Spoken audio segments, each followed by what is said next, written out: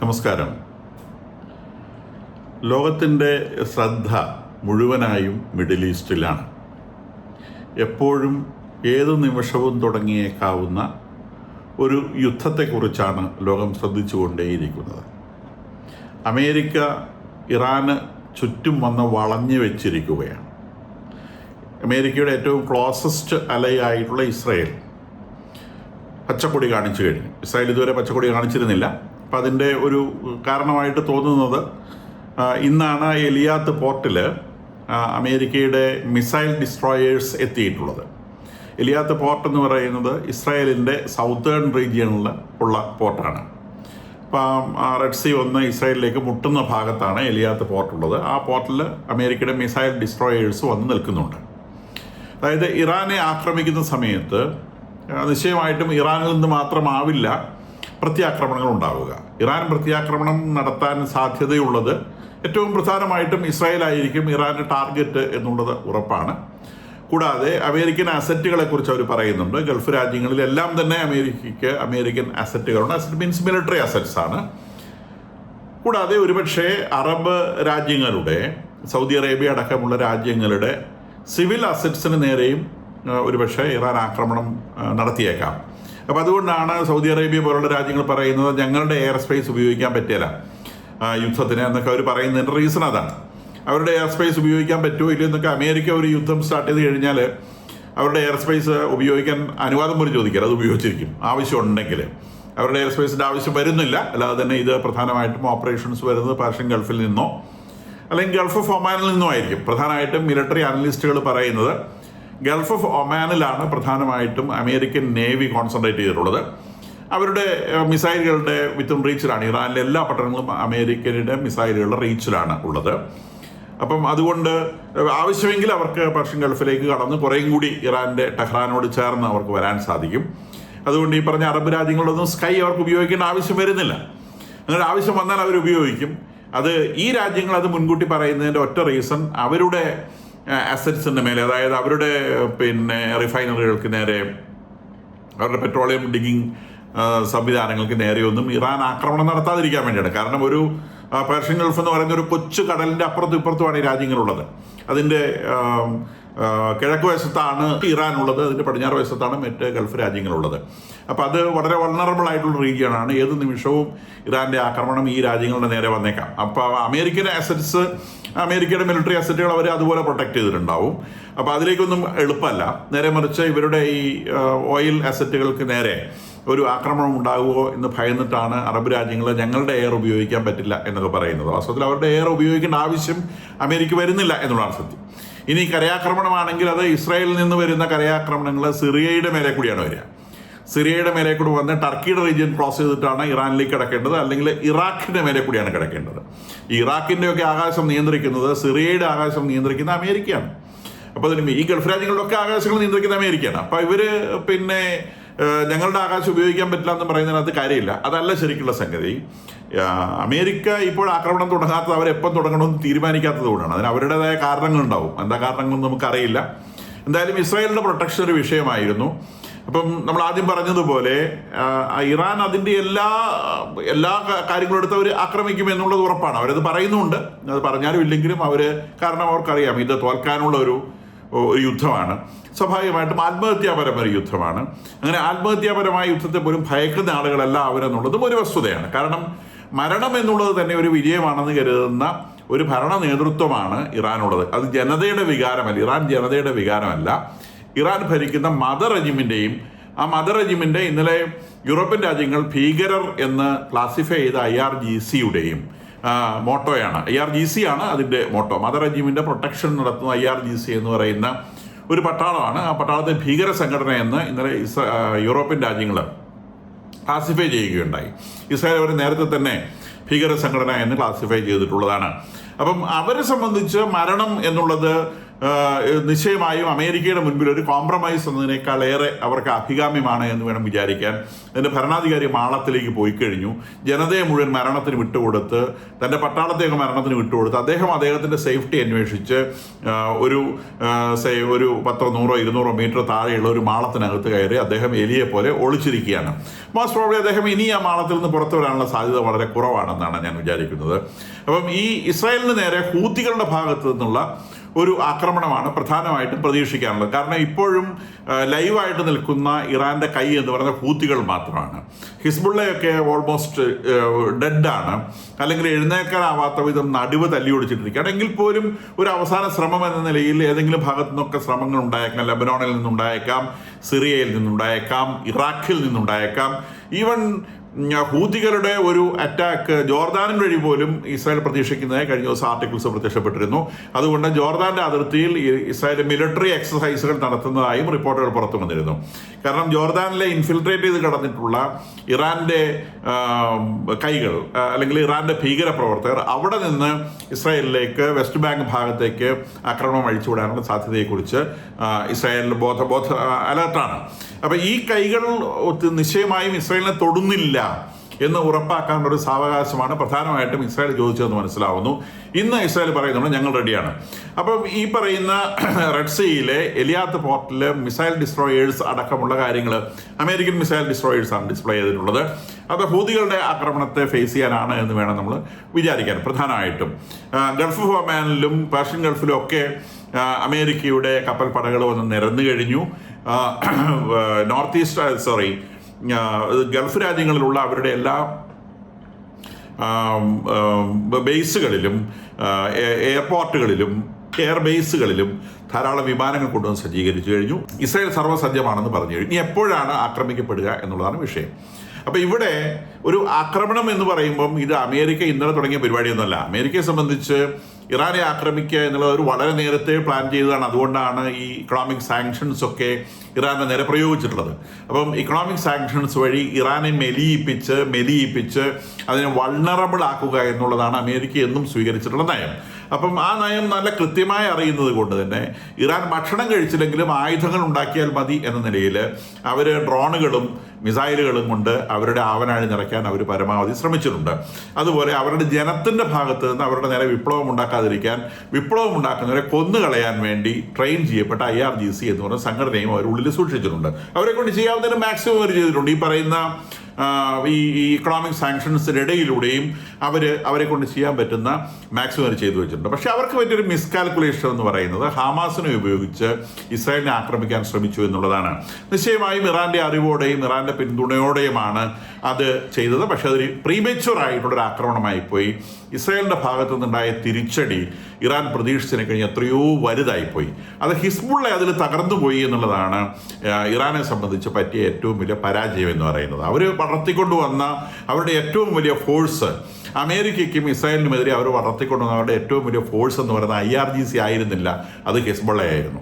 അത്രയധികം പണം മുടക്കി വളർത്തിക്കൊണ്ടുവന്ന ആ ഹിസ്ബുള്ളയെ സിറിയയിലും ലെബനോണും 2 രാജ്യങ്ങളിലെ ഭരണം നിയന്ത്രിച്ചിരുന്ന, 2 രാജ്യങ്ങൾ കയ്യിലൊതുക്കി വെച്ചിരുന്ന ആ ഫോഴ്സിനെ പരിപൂർണമായും ഇസ്രായേൽ തകർത്ത് കളഞ്ഞു എന്നുള്ളതാണ് ഈ ഇറാന് പറ്റിയ ഏറ്റവും ഗൗരവതരമായ പരാജയം എന്ന് പറയുന്നത്. അപ്പോൾ ഇന്ന് ഇറാന്റെ കൂടെ യുദ്ധം ചെയ്യാൻ ഹിസ്ബുള്ളയില്ല. ഈ സാമ്പത്തിക ഉപരോധം കൊണ്ട് അങ്ങേയറ്റം മെലിഞ്ഞുപോയ ഒരു രാജ്യത്തിന് നേരെയാണ് അമേരിക്ക ആക്രമണത്തിന് വരുന്നത്. അപ്പോൾ ഈ ആക്രമണത്തിന് വരുന്നതിന് മുൻപ് തന്നെ ഇതിനെ ആക്രമിക്കാൻ പാകമാക്കിയിട്ടുണ്ട് എന്ന് അമേരിക്ക ഉറപ്പിച്ചിട്ടുണ്ട് എന്നുള്ളത് വസ്തുതയാണ്. ഒരു യുദ്ധം ഉണ്ടായിക്കഴിഞ്ഞാൽ ആര് വിജയിക്കുമെന്നുള്ള ചോദ്യം, അങ്ങനെ ഒരു ചോദ്യം ഉദിക്കുന്നില്ല. കാരണം അമേരിക്കയും ഇറാനും ഒരു കമ്പയറബിൾ ഫോഴ്സേ അല്ല. 2 കാര്യങ്ങളാണ്. ഒന്ന് സമ്പത്താണ്, 2 ടെക്നോളജിയാണ്. സമ്പത്ത് കൊണ്ടും ടെക്നോളജി കൊണ്ടും അമേരിക്കൻ ഫോഴ്സ് എത്രയോ മേലെയാണ്. ഇവർ 4 മിസൈലും 4 ഡ്രോണും വെച്ചുകൊണ്ടൊന്നും അമേരിക്കനെ ഒന്നും ചെയ്യാൻ പറ്റില്ല. പക്ഷെ അമേരിക്കയെ സംബന്ധിച്ച് ഒരു ലോങ് ഡ്രോൺ വാറിലേക്ക് ഏർപ്പെടാൻ അമേരിക്ക ഒരിക്കലും തയ്യാറല്ല. അമേരിക്കയെ സംബന്ധിച്ച് 2 ലക്ഷ്യങ്ങളാണ് അവിടെ ഉള്ളത്. ഒന്ന്, അവിടുത്തെ ഭരണകൂടം മാറ്റി ഒരു അമേരിക്കൻ അനുകൂല ഭരണകൂടത്തെ സ്ഥാപിക്കുക. 2, അങ്ങനെ ഒരു അമേരിക്കൻ അനുകൂല ഭരണത്തെ സ്ഥാപിക്കുക വഴി ഇറാന്റെ ഓയിലിന്റെ മേലെ നിയന്ത്രണം ഏറ്റെടുക്കുക. കാരണം ഏറ്റവും വലിയ ലക്ഷ്യം എന്ന് പറയുന്നത് ചൈന തന്നെയാണ്. അപ്പോൾ ഈ ചൈനയ്ക്ക് ഓയിൽ കൊടുത്തുകൊണ്ടിരിക്കുന്നത് റഷ്യയും ഇറാനുമാണ് പ്രധാനമായിട്ട് ഓയിൽ കൊടുത്തുകൊണ്ടിരിക്കുന്നത്. ചൈനയെ സംബന്ധിച്ച് അവരുടെ ആവശ്യത്തിനുള്ള ഓയിൽ അവരുടെ രാജ്യത്തിൽ, നമ്മുടെ രാജ്യത്തിൻ്റെ സ്ഥിതി അങ്ങനത്തിനാണ്, നമുക്കും ആവശ്യത്തിന് ഓയിലില്ല. അപ്പോൾ ഈ റിസോഴ്സുകളെ കട്ട് ചെയ്തുകൊണ്ട്, ഓരോ രാജ്യങ്ങളിലേക്കുള്ള റിസോഴ്സുകളെ കട്ട് ചെയ്തുകൊണ്ട് ആ രാജ്യത്തെ പരിധിയിൽ കൊണ്ടുവരിക എന്നുള്ളൊരു രീതിയാണ് എല്ലാ കാലത്തും പവർഫുള്ളായിട്ട് രാജ്യങ്ങൾ ചെയ്തിട്ടുള്ള ടെക്നിക്കാണിത്. ഇതൊന്നും ഒരു പുതിയ കാര്യമൊന്നുമല്ല, ഇതൊക്കെ എന്നും ലോകത്തിൽ നിലവിലുള്ള സംഗതിയാണ്. അപ്പോൾ നമ്മൾ കാണുന്നത് യുദ്ധം മാത്രമാണ്. ഈ യുദ്ധത്തിന് പിന്നിലുള്ള ലക്ഷ്യങ്ങൾ നമ്മൾ വിചാരിക്കുന്നതിൽ നിന്നും വളരെ വ്യത്യസ്തമായ സംഗതിയാണ്. അതിൽ സാമ്പത്തിക ലക്ഷ്യങ്ങളും അധികാര ലക്ഷ്യങ്ങളുമുണ്ട്, പവർ ലക്ഷ്യങ്ങളും സെക്യൂരിറ്റി ലക്ഷ്യങ്ങളുമുണ്ട്. അപ്പം ഇറാനെ ആക്രമിക്കുമ്പോൾ ഇറാന്റെ ഓയിൽ അമേരിക്കൻ നിയന്ത്രണത്തിലാക്കുക എന്ന് പറഞ്ഞാൽ അമേരിക്ക ഇത് കട്ടോണ്ട് പോകാന്നല്ല, ഇറാൻ ഇത് ആർക്ക് വിൽക്കും, ആർക്ക് വിൽക്കണം, ഇത്തരം കാര്യങ്ങളുടെ മേലെയൊക്കെ അമേരിക്കയ്ക്ക് നിയന്ത്രണം ഉണ്ടാവുന്ന തരത്തിലേക്ക് ഈ കാര്യങ്ങൾ എത്തിക്കുക എന്നുള്ളതാണ് അമേരിക്കയുടെ ഏറ്റവും പ്രധാനപ്പെട്ട ലക്ഷ്യം എന്ന് വേണം നമ്മൾ മനസ്സിലാക്കാൻ. അതുപോലെ തന്നെ ഈക്വൽ ആയിട്ടുള്ള ഒരു സംഗതിയാണ് അവരിൽ നിന്നുള്ള ഒരു ഭീഷണി ഇസ്രായേലിനോ അമേരിക്കയ്ക്കോ ഇനി ഉണ്ടാവാൻ പാടില്ല.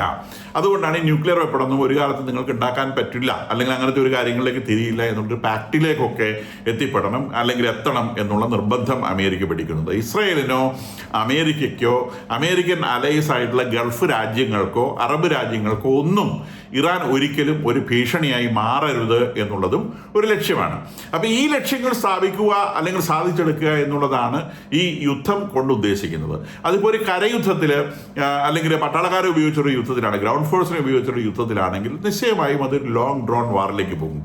യുദ്ധങ്ങളിൽ ഇത്രയും ഇറാൻ വലിയ രാജ്യമാണ്.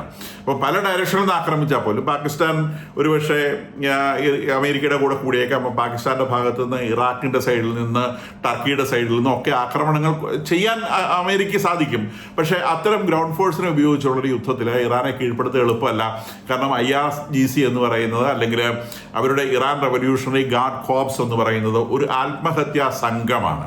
അവർ പരാജയപ്പെടുകയില്ല, അവരെ കൊന്നൊടുക്കാനേ സാധിക്കുള്ളൂ. അപ്പം അത്തരം ഒരു യുദ്ധത്തിലേക്ക് ഒരിക്കലും അവർ കടക്കില്ല. അവർ എയറിൽ നിന്നുള്ള യുദ്ധം, ടെക്നോളജിക്കൽ യുദ്ധത്തിൽ മാത്രമേ അവർ ഏർപ്പെടാനുള്ള സാധ്യതയുള്ളൂ. അത്തരം ഒരു യുദ്ധത്തിലാണെങ്കിൽ പോലും ഖമനേയിയെ കൊന്നു കഴിഞ്ഞാൽ, ഖമനേയിയെ അന്ന് ഇസ്രായേലിനെ കൊല്ലാൻ കയ്യിൽ കിട്ടിയതാണ്. എന്തുകൊണ്ട് എനിക്ക് തോന്നുന്നത് ട്രംപിൻ്റെ ഒരു മിസ്കാൽക്കുലേഷൻ ആയിരുന്നു അതെന്ന് വേണം വിചാരിക്കാൻ. കാരണം അന്ന് ട്രംപിൻ്റെ ശ്രദ്ധ കൂടുതൽ നോബൽ പ്രൈസിന് വേണ്ടിയായിരുന്നു. അപ്പം അറബ് രാജ്യങ്ങളെ ഒന്നും പിണക്കാതെ ഈ ഇദ്ദേഹത്തെ കൊന്നു കഴിഞ്ഞാൽ അറബ് രാജ്യങ്ങളുടെ ഭാഗത്തുനിന്ന് റിസെൻമെന്റ് ഉണ്ടാവുമോ എന്നൊക്കെ ഒരു സംശയമായിരിക്കണം ഒരുപക്ഷെ ട്രംപിനെ അന്ന് ഖമനയെ രക്ഷിക്കുന്നതിൽ നിന്ന്, അല്ലെങ്കിൽ രക്ഷിക്കുന്നതിന് വേണ്ടി ട്രംപിനെ പ്രേരിപ്പിച്ച ഘടകമെന്ന് ഞാൻ വിചാരിക്കുന്നു. എന്തായാലും ശരി, അത് ഇപ്പോൾ അദ്ദേഹം ഖമനയെ കൊല്ലാൻ തയ്യാറെടുക്കുമ്പോൾ അതൊരു ശരിയായ തീരുമാനമായിരുന്നില്ല എന്ന് അദ്ദേഹം തന്നെ സമ്മതിക്കുന്നതായിട്ട് നമ്മൾ മനസ്സിലാക്കേണ്ടി വരും. അപ്പോൾ ഈ ഖമനയെ അവിടുന്ന് റിമൂവ് ചെയ്താൽ അവിടെ ഇൻസ്റ്റാൾ ചെയ്യാൻ പറ്റിയ ഒരു ഭരണകൂടമുണ്ടോ എന്നുള്ളതാണ് പ്രധാനപ്പെട്ട വിഷയം. അപ്പം ആ ഒരു വിഷയത്തിന് ഉത്തരം കണ്ടെത്തിയാൽ മാത്രമാണ് അമേരിക്കൻ ആക്രമണം സ്റ്റാർട്ട് ചെയ്യുക എന്നാണ് ഞാൻ വിചാരിക്കുന്നത്. കാരണം അവിടുത്തെ ആ റവല്യൂഷനെ, അതിനെ ചവിട്ടി ഒതുക്കുവാൻ ഇറാന് കഴിഞ്ഞിട്ടുണ്ട്. ഈ ഇപ്പോഴത്തെ ഈ അമേരിക്കൻ ബിൽഡപ്പിനിടയിലൂടെ വീണ്ടും ഒരു റവല്യൂഷൻ അവിടെ ഉണ്ടാവാനുള്ള സാധ്യതയുണ്ടോ? ഒരു ബഹുജന പ്രക്ഷോഭത്തിനുള്ള സാധ്യതയുണ്ടോ? കാരണം അത് ഓൾറെഡി ചോരയിൽ മുക്കി കൊന്നിരിക്കുകയാണ്. അത് വീണ്ടും തീപിടിച്ച് വരണമെങ്കിൽ അതിന് ഒരു ഏകീകൃതമായ സ്വഭാവമില്ല എന്നുള്ളത് വളരെ പ്രധാനപ്പെട്ട സംഗതിയാണ്. ആ റവല്യൂഷൻ പരാജയപ്പെടാനുണ്ടായ പ്രധാനപ്പെട്ട കാരണം അതിനൊരു ഏകീകൃത സ്വഭാവമില്ല, ഒരു ഏകീകൃത നേതൃത്വമില്ല, ഇറാനിൽ ഒരു നേതാവില്ല എന്നുള്ളൊരു വിഷയമുണ്ട്. അപ്പം ആ ഒരു വിഷയത്തിന് പരിഹാരം ഉണ്ടാക്കാതെ ഇതിനെ ആക്രമിച്ചു കഴിഞ്ഞാൽ ഇത് എവിടെ കൊണ്ട് നിർത്താൻ പറ്റും എന്നുള്ളതായിരിക്കണം ഈ അമേരിക്കയെ പ്രധാനമായിട്ടും അലട്ടുന്ന വിഷയം എന്നാണ് ഞാൻ വിചാരിക്കുന്നത്. കാരണം ഒരു യുദ്ധത്തിൽ ഏർപ്പെട്ട് കഴിഞ്ഞാൽ ആ യുദ്ധത്തിൽ അവർ ഉദ്ദേശിച്ച റിസൾട്ടുകൾ ഉണ്ടാക്കണം. ആ റിസൾട്ടുകൾ ഈ ഭരണകൂടത്തെ മാറ്റി ഒരു അമേരിക്കൻ അനുകൂല ഭരണകൂടം സ്ഥാപിക്കുക എന്നുള്ളത് തന്നെയാണ്. ആ ഭരണകൂടം സ്ഥാപിക്കുക വഴി അവർ പ്രധാനമായിട്ടും ഉദ്ദേശിക്കുന്നത് ഇറാന്റെ ഓയിലിന്റെ മേലെ നിയന്ത്രണം ഉണ്ടാക്കിയെടുക്കുക എന്നുള്ളതാണ്. നമുക്കറിയാവുന്നതുപോലെ വെനസ്വേലൻ യുദ്ധത്തിന്റെയും ലക്ഷ്യം അതുതന്നെയായിരുന്നു. ലോകത്തിലെ ഓയിൽ ഡിസ്ട്രിബ്യൂഷൻ നോക്കിയാൽ ഏതാണ്ട് 17.2% ഓയിൽ ഉള്ളത് വെനിസ്വേലയിലാണ്. അവരാണ് ലോകത്തിൽ 1-ാം സ്ഥാനത്തുള്ളത്. 2-ാം സ്ഥാനത്ത് സൗദി അറേബ്യയാണ്, അവരുടെ 15.1% ഓയിൽ ഉണ്ട്. പിന്നീടുള്ളത് ഇറാനാണ്. ഇറാന്റെ ഓയിൽ റിസോഴ്സ് എന്ന് പറയുന്നത് ലോകത്തിൽ നിക്ഷേപങ്ങളുടെ 11.8% വരും. ലോകത്തിൽ 3-ാമത്തെ ഏറ്റവും വലിയ ഓയിൽ റിസർവ് ഉള്ള രാജ്യമാണ് ഇറാൻ. 4-ാമത്തത് കാനഡയാണ്, 9.24 വരും. അടുത്തത് ഇറാഖാണ്, 8.22 വരും. പിന്നീടുള്ളത് യുണൈറ്റഡ് അറബ് എമിറേറ്റ്സ് ആണ്. ദാറ്റ് മീൻസ് നമ്മളുടെ ദുബായ്, അബുദാബി ഒക്കെ പറയുന്നത് 6.4% ആണ്. പിന്നെ കുവൈറ്റ് ആണ് 5.75. പിന്നെ US ആണ് 4.75. പിന്നെ റഷ്യയാണ് 4.53. പിന്നെ ലിബിയയാണ് 2.74. പിന്നെ നൈജീരിയയാണ് 2.12. ഈ അറബ് രാജ്യങ്ങളെല്ലാം തന്നെ അമേരിക്കയുടെ നിയന്ത്രണത്തിലാണ്, എക്സെപ്റ്റ് ഇറാൻ. ഇപ്പോൾ ഈ അറബ് രാജ്യങ്ങളിൽ ഇറാനും കൂടി എന്ന് പറഞ്ഞാൽ ഇപ്പോൾ തന്നെ ലോകത്തിലെ ഓയിൽ റിസർവിൻ്റെ 60% അമേരിക്കൻ നിയന്ത്രണത്തിൽ തന്നെയാണ്. വെനിസ്വേല കയ്യിൽ വന്നതോടുകൂടി, വെനിസ്വേലയുടെ നിയന്ത്രണം ഏറ്റതോടുകൂടി ലോകത്തിലെ മൊത്തം ഓയിലിൻ്റെ 60% നിയന്ത്രണം ഇറാൻ്റെ കയ്യിലാണ്. 60% അധികം ഈ ഇറാനും കൂടി നിയന്ത്രണത്തിൽ വരുന്നതോടെ ലോകത്തിലെ ഓയിലിൻ്റെ ഏതാണ്ട് 75% അമേരിക്കൻ നിയന്ത്രണത്തിലാവും. അപ്പം ഇത് എതിരെ എങ്ങോട്ട് പോകുന്നു? ഒരു ചൈനയ്ക്ക് ഓയിൽ കൊടുക്കണ്ട എന്ന് അമേരിക്ക തീരുമാനിച്ചു കഴിഞ്ഞാൽ ഈ രാജ്യങ്ങളെയൊക്കെ ബ്ലോക്ക് ചെയ്തുകൊണ്ട് ചൈനയ്ക്കുള്ള ഓയിൽ സപ്ലൈ നിയന്ത്രിക്കാൻ അമേരിക്കയ്ക്ക് സാധിക്കും എന്നുള്ളത് വളരെ പ്രധാനപ്പെട്ട സംഗതിയാണ്. കാരണം ലോകത്തിൽ അമേരിക്ക ഇന്ന് നിയന്ത്രിച്ചു നിർത്തണമെന്ന് ഭയപ്പാടോടെ വിചാരിക്കുന്ന ഒരു രാജ്യമാണ് ചൈന എന്ന് മനസ്സിലാക്കണം. കാരണം രണ്ട് തരത്തിലാണ് ഒരു രാജ്യത്തിന് ശക്തി ഉണ്ടാവുക. ഒന്ന് സാമ്പത്തികമായിട്ട്, രണ്ട് ടെക്നോളജിക്കലായിട്ട്. അപ്പം സാമ്പത്തികമായിട്ട് മിലിറ്ററി കറസ്പോണ്ടിങ് ആയിട്ട് വരും. അപ്പം ഈ ടെക്നോളജിക്കൽ ഗ്രോത്തും സാമ്പത്തിക ഗ്രോത്തും ഒരുപോലെ ഉണ്ടായാൽ മാത്രമാണ് ഒരു രാജ്യം പിടിച്ചു നിൽക്കുക. ഇപ്പം അറബ് രാജ്യങ്ങളുടെ ഒക്കെ സ്ഥിതി അവർക്ക് ഇഷ്ടംപോലെ സമ്പത്തുണ്ട്, പക്ഷേ ടെക്നോളജി ഒന്നുമില്ല. അപ്പം ടെക്നോളജി ഇല്ലാത്തത് കൊണ്ട് തന്നെ അവർക്ക് മറ്റു രാജ്യങ്ങളെ ആശ്രയിക്കാൻ നിവർത്തിയില്ല. നേരെ മറിച്ച് അമേരിക്ക ടെക്നോളജിയും എക്സ്ട്രീമാണ്, സമ്പത്തും എക്സ്ട്രീമാണ്. ചൈനയും അതേ ലെവലിലേക്ക് എത്താനാണ്, സമ്പത്തിലും ടെക്നോളജിയിലും അമേരിക്ക ഒപ്പം എത്താൻ വേണ്ടി കുതിക്കുന്ന ഒരു രാജ്യമാണ്. അപ്പോൾ ആ രാജ്യത്തെ എങ്ങനെ പിടിച്ചു കെട്ടാം എന്നുള്ളതാണ് അമേരിക്കൻ പ്രധാനമായിട്ടും താല്പര്യം. അതിനുവേണ്ടിയാണ് ഈ അവർക്ക് റിസോഴ്സസ് കിട്ടാൻ സാധ്യതയുള്ള രാജ്യങ്ങളെല്ലാം പിടിച്ചു കെട്ടുക എന്നുള്ളതാണ് അമേരിക്കൻ ഇത്തരം ആക്രമണങ്ങളുടെ പ്രധാന ലക്ഷ്യം എന്ന് വേണം വിചാരിക്കാൻ. നമുക്കറിയാവുന്നതുപോലെ റെയർ എർത്ത് പോലുള്ള സാധനങ്ങൾ ചൈനയുടെ പിടിയിലാണ് നിൽക്കുന്നത്. ഇന്ന് ലോകത്തിലെ പല ടെക്നോളജിക്കൽ ഗ്രോത്തിനും റെയർ എർത്ത് എക്സ്ട്രീം ആയിട്ട് ആവശ്യമുള്ളതാണ്. അപ്പം അമേരിക്കയുടെ കയ്യിൽ അതില്ല. ചൈനയുടെ ഒരു ഇഷ്ടമുണ്ട്, ചൈന അത് അമേരിക്ക കൊടുക്കില്ല എന്ന് പറയുന്നു. അപ്പം റെയർ എർത്ത് വെച്ചുകൊണ്ട് ചൈന എങ്ങനെ അമേരിക്കയെ നിയന്ത്രിക്കാൻ ശ്രമിക്കുന്നു, അതുപോലെ ഓയിൽ വെച്ചുകൊണ്ട് ചൈന എങ്ങനെ നിയന്ത്രിക്കാനാവും എന്നാണ് അമേരിക്ക പ്രധാനമായിട്ടും ശ്രദ്ധിക്കുന്നത് എന്ന് വേണം മനസ്സിലാക്കാൻ. അപ്പോൾ റെയർ എർത്ത് കിട്ടാനുള്ള ഒരു ശ്രമത്തിൻ്റെ ഭാഗമായിട്ടാണ് ഇപ്പോൾ ഉക്രൈനിൽ ഉള്ള റെയർ എർത്തുകൾ എക്സ്കവേറ്റ് ചെയ്യുവാനും അത് റിഫൈൻ ചെയ്തെടുക്കുവാനൊക്കെ അമേരിക്ക പറഞ്ഞത്. റെയർ എർത്തുകൾ റിഫൈൻ ചെയ്യാനൊക്കെ പറഞ്ഞ് ഒരു ദിവസം നടക്കുന്ന കാര്യമല്ല. ടെക്നോളജി ആവശ്യമുണ്ട്, ഇൻവെസ്റ്റ്മെൻറ്റ് ആവശ്യമുണ്ട്, അറ്റ്മോസ്ഫിയർ കോസ്റ്റ് ചെയ്യും, വലിയ പൊല്യൂഷൻ ഉണ്ടാക്കുന്ന സംഗതിയാണ്. ഇങ്ങനത്തെ ഒരുപാട് വിഷയങ്ങൾ അതിനകത്തുണ്ട്. അപ്പം അതിനൊക്കെ മേൽക്കൈ നേടുവാനും സ്വയം പര്യാപ്തമാവുക മാത്രമല്ല, മേൽക്കൈ നേടുകയും അതുവഴി ലോകത്തെ നിയന്ത്രിക്കുകയും ചെയ്യുക എന്നുള്ള ലക്ഷ്യം തന്നെയാണ് അമേരിക്കയും ചൈനയ്ക്കും ഒക്കെ ഉള്ളത് എന്ന് നമ്മൾ മനസ്സിലാക്കണം. അപ്പോൾ ഈ ലക്ഷ്യങ്ങൾ സാധിക്കത്തക്ക രീതിയിൽ ആക്രമിക്കാൻ പറ്റുന്ന ഒരു മൊമെന്റിൽ മാത്രമാണ് ആക്രമണം തുടങ്ങുക, അല്ലെങ്കിൽ അമേരിക്കൻ ഓഫൻസ് തുടങ്ങുക എന്നാണ് വിചാരിക്കാൻ. അത് സർവത്ര റെഡിയാണ്, സർവ്വസജ്ജമാണ്. പക്ഷെ അവരുടെ ആ ലക്ഷ്യം, അതായത് ആ ഭരണകൂടത്തെ മാറ്റിയെടുക്കണം.